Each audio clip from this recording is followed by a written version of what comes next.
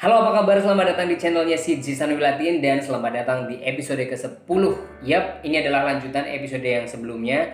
Tapi kali ini kalian akan mendengar dan juga melihat beda dari yang video sebelumnya itu hanya bentuknya audio, tapi sekarang itu juga ada video. Tapi nanti kalian janji untuk komentar di bawah kalau misalkan sebenarnya kalian tuh lebih nyaman untuk mendengarkan audio saja atau yang dengan video, oke? Kalau berbicara mengenai episode ini itu adalah ini sebuah episode yang sangat berbeda dibanding episode-episode sebelumnya. Karena pada saat itu usia berpacaran kita tuh sudah mau masuk ke tahun keempat, mau masuk ke tahun kelima gitu. Jadi semua itu memang dimulai dari ketidakcocokan di urusan ranjang, terus kemudian Mas Rian ini sudah mulai agak sedikit berubah sikapnya, bahkan bukan sedikit sih, bahkan pada saat itu hampir saya tidak mengenali siapa Mas Rian lagi gitu. Jadi setelah kita berhubungan yang pada saat itu saya mengeluarkan darah segar, itu kan harusnya membuat dia kayak apa ya, paling tidak lebih menghormati kalau misalnya mau melakukan hubungan itu harus memastikan saya juga siap dan memastikan saya juga lagi nafsu gitu. Tapi pada saat itu memang saya pribadi sudah kehilangan segala macam jenis nafsu untuk melakukan hubungan seperti itu dengan Mas Rian. Dan seperti yang sudah saya jelaskan sama kalian di episode sebelumnya bahwa saya dan Mas Rian itu memang sama-sama saling menyayangi. Cuman sayang kita itu berbeda arah gitu. Kalau saya sayang sama Mas Rian itu lebih kepada mengarah menuju ke sebuah sayang di mana dia adalah seperti kakakku gitu. Jadi saya tidak ada ketertarikan apapun untuk melakukan hubungan seperti itu. Sementara Mas Rian semakin hari semakin sayang menuju ke arah kalau saya adalah istrinya. Jadi setiap hari itu ada nafsu gitu. Dan di bagian sini memang saya akui saya yang salah karena saya yang berubah gitu. Maksudnya dari awal kita kan tahunya sebagai pasangan kekasih, tapi lama-kelamaan tiba-tiba berubah, sayangku menjadi kayak dia adalah saudara kandungku gitu. Saya tidak tahu kenapa, tapi itu yang terjadi. Terus jelas siapapun tidak bisa menerima dalam keadaan seperti itu gitu. Dia pasti agak sedikit susah untuk menerima, kok bisa sih seperti itu gitu. Tapi pada saat itu saya sama sekali tidak berani untuk mengungkapkan atau mendiskusikan hal seperti ini sama dia karena aku takut ini akan menyakiti dia. Jadi ketika diajak berhubungan saya pasti akan bilang, mas aku capek banget, mas aku capek, aku sakit gitu. Jadi lebih selalu mencari alasan seperti itu gitu. Mungkin alasan pertama, kedua, ketiga dia bisa menerima, tapi kalau sudah terus-terusan begitu, siapa sih pacar yang sanggup seperti itu kan? Terus pada satu hari saya itu kan punya teman, aku sebut aja ya karena gue benci sama orangnya. Namanya Jojo. Dan Jojo ini juga kenal sama Mas Rian gitu. Maksudnya dia tahu kalau saya sama Mas Rian itu pacaran. Pada saat saya lagi sama Jojo di sebuah warung makan, saya tuh cerita, Jo, kenapa ya? Padahal Mas Rian itu ganteng banget. Dia itu setiap orang untuk melakukan hubungan sama dia aja harus bayar, dan gue tiap hari bisa melakukan hubungan itu gratis. Tapi gue nggak sama sekali punya nafsu, kenapa ya Jo? Gue bilang gitu. Maksudnya gue pengen curhat dari hati ke hati sama sama teman gue itu pada saat itu gitu. Ternyata setelah pada saat itu udah jam 8 malam, si Jojo itu ketemu sama Mas Rian gitu. Dan pada saat itu aku lagi di mall sama temanku yang lain. Pada saat aku lagi jalan di mall, tiba-tiba saya ditelepon suruh pulang suruh pulang jam itu juga gitu. Kamu harus pulang sekarang, gimana kamu katanya. Tapi dia ngomongnya sambil nangis, sambil marah gitu. Pokoknya kamu harus pulang gitu. Akhirnya gue deg-degan banget, gue pulang ke kos. Terus kosnya itu lampunya mati, dia nggak mau nyalain, tapi dia sambil nangis. Tapi nangisnya nggak yang lebay gitu, cuman kayak marah sekali gitu. Terus akhirnya dibilang, Beb, kenapa kamu cerita sama Jojo kayak gitu katanya. Kamu ngomong apa sama Jojo katanya. Kamu bilang kamu udah gak nafsu sama saya katanya gitu. Dan itu saya sangat merasa aku menyakiti hatinya banget, sumpah. Aku geram banget sama si Jojo. Maksudnya aku pikir kalau cerita sama temen yang ya udah temen ya temen, udah tinggal nggak usah diomongin sama orangnya langsung. Maksudnya dia omongin sama orangnya langsung ya jelas lah ya pasti orangnya sangat marah gitu. Dan pada saat itu aku nggak ngerti mau ngomong apa, tapi aku minta maaf, aku menangis. Terus akhirnya dari situlah saya punya kayak alasan untuk, babe, sebenarnya mungkin bukan tidak nafsu, tapi karena kita sudah hidup bertahun-tahun, sudah hampir 4 tahun, kayaknya dalam hubungan itu pasti ada capek gitu. Dan pada saat melihat dia nangis itu hatiku tuh rasa hancur banget karena selama 4 tahun berpacaran tuh gak pernah saya membuat dia nangis. Dan kalau diingat-ingat itu sebagai pacar dia tuh hanya taunya memberi gitu tanpa pernah menerima gitu. Dan aku juga gak pernah memikirkan sebenarnya apa yang dia inginkan dalam berpacaran, sebenarnya apa yang dia suka dalam berpacaran gitu. Saya tidak pernah nanya keinginan dia. Jadi di situ membuat saya rasa hancur banget dan merasa bersalah sama Mas Rian. Terus saya minta maaf, saya peluk. Cuman solusinya adalah saya bilang kayaknya aku pengen ngekos sendiri deh gitu. Kalau misalnya aku ngekos sendiri, kamu ngekos sendiri, kan kita sama-sama pasti kangen, nggak perlu ketemu setiap hari. Mungkin banyak hal yang kita perlu renungkan masing-masing begitu. Dan ternyata ideku itu adalah menjadi ide yang malapetaka. Dia berasumsi bahwa saya mencari-cari alasan untuk supaya bisa putus sama dia, tapi putusnya mundur alon-alon gitu loh. Maksudnya pertama saya menjauhi dia dengan berpindah kos sendiri lah, apa segala macam. Dan pada saat itu dia marah banget. Malam itu dia marah banget, dia mengatakan hal-hal yang belum pernah saya dengar sebelumnya. Pokoknya anjing itu tuh keluar semuanya, pasti kamu pengen putus sama aku kan, katanya. Pasti kamu pengen putus sama aku, saya tidak akan pernah biarkan kamu hidup kalau kamu putus sama aku. Di situ kayak kata-kata itu tuh benar-benar yang nggak pernah gue denger seumur gue sama dia selama 3 tahun. Gue nggak pernah denger dia ngomong kasar gitu maksud itu, dan aku shock. Aku cuma diem. Terus seharian itu kita sama sekali tidak ada komunikasi meskipun ada dalam satu atap. Terus kemudian saya kerja jam 5 sore. Terus kemudian pada saat aku lagi kerja waktu itu jam 8 kalau nggak salah, saya dikasih tahu reception itu tadi ada telepon buat kamu, katanya dia bilang dari Mas Rian, katanya. Wah, ngapain dia telepon, ngapain dia nggak WhatsApp. Tapi ternyata saya memang belum cek WhatsApp di sore itu. Cuman karena kita seharian nggak ngobrol jadi aku pikir dia nggak mungkin WhatsApp juga gitu. Terus ketika saya cek WhatsAppnya tuh banyak banget kata-kata yang buat aku kayak oh my god. Dan isi WhatsAppnya itu pada saat itu, ini gue nggak bohong ya, jadi ini kurang lebih seperti ini. Siji, ini bukan kesalahan kamu, ini adalah jalan yang saya ambil. Kalau misalkan nanti kamu pulang menemukan jasad saya, kamu telepon nomor yang saya sudah catat di buku atau di apa gitu. Pokoknya nomor itu adalah nomor keluarga saya, suruh jemput jenazah saya gitu.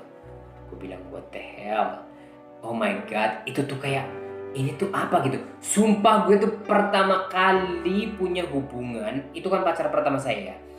Ini manusia tuh ngapain gitu. Maksudnya dari seharian kita nggak ngobrol. Memang tadi malam tuh aku ngomong seperti itu, dari gue udah bilang gak nafsu. Terus kemudian gue mau minta pindah supaya kita bisa masing-masing merenungkan. Mungkin di otak dia tuh digodoknya dengan sangat serius dan juga dipikirkan banget gitu. Maksudnya gue selama ini gue tidak menyelami Mas Rian itu sebenarnya personalitinya seperti apa, karena yang saya tahu dia adalah sangat mengayomi, sangat baik, tidak pernah kasar sama aku. Jadi untuk kata-kata yang dikirim lewat WhatsApp itu tuh sepertinya bukan dia banget gitu. Maksudnya itu bikin aku gemetar. Terus aku coba telepon salah satu teman aku yang ada di bawah kos aku, itu perempuan. Tolong dong cekin ke atas, katanya ini si Rian WhatsApp aku seperti ini. Akhirnya dicek ke atas, katanya pintunya ditutup, terus kemudian kordennya gelap. Itu tambah aku bingung. Gue mau pulang tapi belum waktunya pulang kerja. Akhirnya saya pulang kerja, terus saya lari ke kamar, saya ketok. Itu nggak ada nyaut sama sekali. Itu benar-benar pintu itu terkunci, terus kamar itu gelap. Terus tiba-tiba akhirnya dia buka pintu, terus dia itu ada di kamar mandi. Kamar mandinya tuh lampunya itu nyala, tapi lampu kamarnya itu gelap gitu. Terus saya ke kamar mandi, tapi dia sambil pegang tangannya begini. Dia tuh sambil pegang tangannya begini, terus sepertinya aku melihat kayak merah-merah gitu. Aku tuh udah panik, dia nggak ngapain gitu. Akhirnya saya ke kamar mandi, dia diem aja gitu. Dia diem aja tapi sambil pegangin tangannya gini. Tapi darah udah ngucur banget dari tangannya. Darah itu keluar dari tangannya, dan gue tuh shock banget. Gue langsung, ilahi mas, kenapa? Gue bilang gitu. Tapi aku tuh pada saat itu nggak begitu terlalu langsung nangis atau apa. Gue cuma tanya, kamu kenapa? Kamu begitu gitu. Terus dia diem aja kayak orang gila. Terus akhirnya gue panggil gue sebut namanya aja lah ya, Mama Tika, si temen cewek yang tinggal di bawah itu, suruh ke atas. Karena Mama Tika ini adalah orang dewasa yang benar-benar nganggap kita tuh anak-anak banget. Jadi kalau misalnya ada masalah sama kita, dia tuh lebih melihatnya tuh dari sisi yang berbeda gitu. Kayak orang tua kayak, halah cuma gitu doang gitu. Aku pengen ada orang yang berpandangan netral pada saat itu. Karena pada saat itu kan saya menghadapi seperti ini sangat sangat stres ya. Ini bukan sesuatu hal yang main-main menurut aku, karena dia sudah memotong tangannya sendiri. Gue nggak ngerti dukanya seperti apa, tapi dia di kamar mandi diem aja. Terus Mama Tika ke atas, terus dia ke kamar mandi, dia bilang, hei bencong, ngapain kamu, katanya. Terus dia cek tangannya itu, si Rian sih cuma diem aja, terus Mama Tika tuh cek tangannya, terus dia bilang kalau kamu mau mati benar ya, kamu iris itu di sininya, katanya ditunjukin ini yang harus diiris, bukan di atasnya. Dan di atasnya itu cuma diiris kayak kulit arinya kayaknya, tapi udah keluar darah gitu. Jadi dia tuh kayak bukan ngerjain juga, tapi buat aku pada saat itu serius banget. Ada orang melukai dirinya sendiri hanya untuk menakut-nakuti aku supaya jangan pindah kos. Itu kan psycho ya, maksudnya paling tidak. Kenapa sih bilang psycho? Karena orang ini tuh nggak pernah melakukan itu. Orang ini tuh nggak pernah punya sikap seperti itu selama aku berpacaran hampir 3 tahun setengah, mau 4 tahun kan, mau masukin 4 tahun. Ini manusia benar-benar udah luar biasa. Ini nggak bisa dibiarin. Tapi pada saat itu aku merasa bersalah, merasa goblok. Akhirnya aku minta maaf lagi, aku nangis-nangis minta maaf. Aku nggak akan pindah lah, nggak apa-apa gitu. Akhirnya ya udah nggak pindah, terus kita sayang-sayangan, tapi kita nggak melakukan hubungan juga karena pada saat itu memang saya tidak ada, tetap masih tidak ada rasa. Cuman ketika aku mau tidur, kita ngobrolin lagi masalah aku pindah supaya mungkin ini hubungan akan lebih baik. Kalau misalkan saya punya ruangan sendiri, itu mungkin saya bisa berpikir jernih, karena mungkin saya terlalu bosan melihat kita berdua saling melihat setiap hari gitu.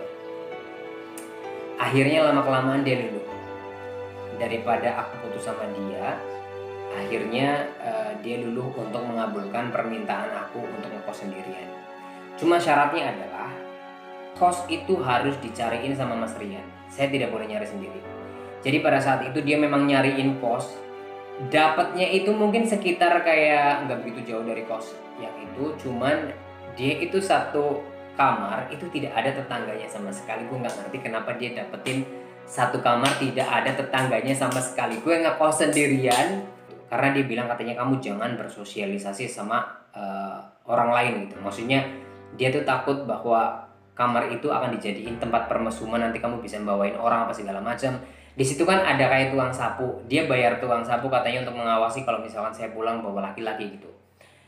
Itu sampai segitunya loh, maksudnya padahal aku dari hati jujur sumpah saya tidak ada niat untuk ngekos sendirian melakukan hubungan sama orang lain, tidak sama sekali. Pada saat itu otakku hanyalah stres diajak berhubungan setiap hari dan aku tidak nafsu, itu aja. Jadi cuman itu aja, simple itu doang. Terus setelah gue pindah kos, itu dia tuh setiap hari tidur di situ gitu. Maksudnya apa bedanya? Gue tuh kepengen sendirian. Di situ memunculkan polemik lagi. Akhirnya aku harus bertengkar lagi. Ketika aku bertengkar biasanya kita sama-sama mengeluarkan kayak kata-kata kasar apa segala macam. Akhirnya saling menyakiti dan aku sebenarnya tidak mau itu terjadi. Segala macam, pokoknya kehidupannya itu sudah sangat berubah 180 derajat dari awal gitu. Maksudnya ini Mas Rian yang aku kenal itu sebenarnya ini adalah yang aslinya, apa yang 3 tahun itu yang aku mengenal aslinya gitu. Karena saya mengenal Mas Rian itu bukan hanya sebulan 2 bulan, ini bertahun-tahun gitu. Cuman kenapa baru muncul sifat aslinya seperti ini? Apakah itu gara-gara sikap aku yang kurang ajar banget sebagai pacar, tapi memang menginginkan kondisi seperti ini karena memang sih ya, agak sedikit aneh. Masa gue tiba-tiba merasa dia sebagai kakakku, kan dia pasti agak kurang bisa menerima. Apakah gara-gara itu dia marahnya seperti itu, terus kemudian dia berpikir atau berasumsi bahwa saya pengen mencari yang lain? Saya tidak tahu, makanya dia marah banget seperti itu. Dan pada saat itu aku bilang aku nggak mau tidur lagi sama kamu di sini. Maksudnya aku bilang kalau misalkan seminggu sekali ya seminggu sekali, jangan setiap hari kamu di sini, aku bilang itu. Meskipun pada saat itu kos-kosannya juga yang bayar tetap Mas Rian gitu. Cuman ya gimana ya, saya bersalah, tapi saya cuma berusaha untuk jujur sama diri aku sendiri. Ini aku udah gak nyaman, aku udah gak bisa kawin karo kowe. Gue gak bisa begitu, sudah tidak bisa. Tapi aku sayang banget sama kamu. Kalau kamu sakit, kalau kamu apa, aku akan urusi sampai aku elapin semuanya itu. Kalau dia minta disekah, pokoknya semuanya aku urusin karena aku sayang banget sama Mas Rian. Tapi saya tidak nafsu, itu aja masalahnya. Saya tidak nafsu, itu aja satu gitu. Cuman pada saat itu gini, apa bener saya orang yang paling buruk? Selama ini saya berselingkuh, selama ini saya yang tidak setia apa segala macam. Masa sih dia juga nggak pernah melakukan hal yang sama gitu? Karena pada saat itu saya tidak pernah mencium aroma-aroma bahwa dia berselingkuh. Karena pertama mungkin karena saya tidak cinta, jadi saya tidak pernah curiga sama dia. Tidak pernah ada niat untuk mencuri-curi atau stalking kehidupannya dia. Tapi lama kelamaan gini, sepertinya aku bukan hanya orang yang satu-satunya buruk di sini. Saya pernah cek WhatsApp-nya dia dari chat-chat sebelumnya gitu, dari chat-chat yang sebelum-sebelumnya pada saat awal-awal kita baru pacaran, itu dia masih simpen, dia tuh nggak pernah hapus karena mungkin dia percaya saya tidak akan ngecek. Tapi pada saat Mas Rentumadi saya cek, ternyata